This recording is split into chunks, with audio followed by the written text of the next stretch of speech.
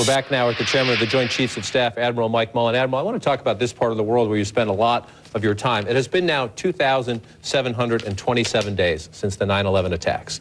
And many people have said since then that they assume Osama Bin Laden is somewhere in here. Is that your assessment? And it's a simple question, one you don't like getting asked all the time, but American people ask you, why can't we find him?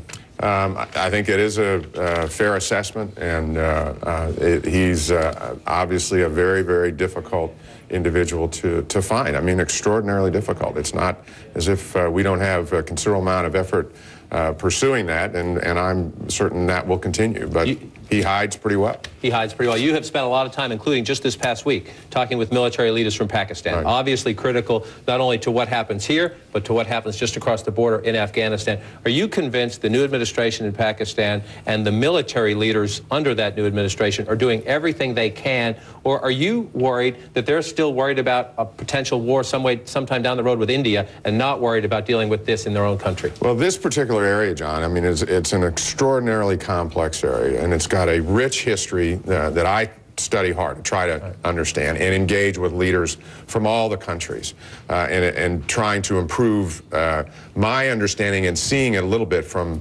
their perspective. That's one of the reasons I've been to Pakistan. I mean, I've met with General Kiani again this week. I've met with him 10 times since last February, and we'll continue to do that, have that personal, professional relationship of engagement. And he knows, and his leadership knows very specifically, they've got a serious threat here. Not only does it threaten us in terms of al-Qaeda leadership, but it's also threatening them. They've seen great violence go up dramatically in their own country, and he's addressing that.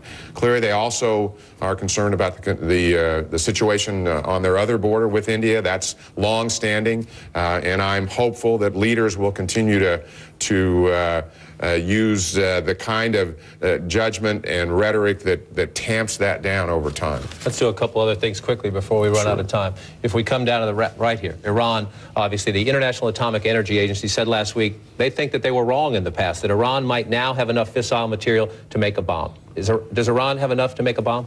We think they do, quite frankly, and Iran having a nuclear weapon, I believe, for a long time is a very, very bad outcome for the region and for the world. I want to come over to, in this part of the world, North Korea, we are told, is preparing a missile launch. Do you believe that that missile launch is a long-range missile that could potentially reach Hawaii or Alaska? Watching North Korea very carefully, they've certainly launched missiles before.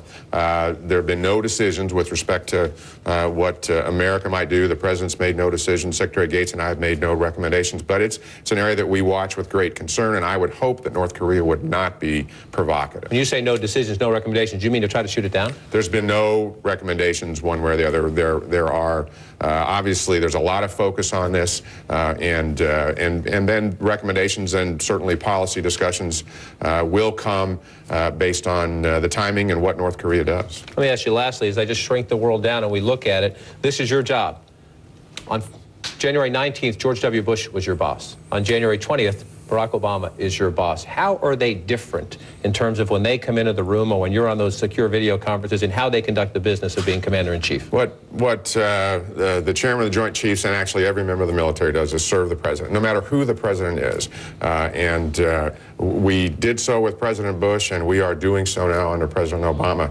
Different stylistically, though? Different in how they carry themselves? Well, I think individuals are always different. But, you know, I mean, I wouldn't characterize them one way or the other. As I've seen President Obama, since he's took over, he's listened to us. He's anxious to get the military's input to all his decisions. The discussions have been broad and deep, and I've been very comfortable both with the access and the ability to give that advice. Admiral Mike Mullen, thanks for joining us on State of the Union here.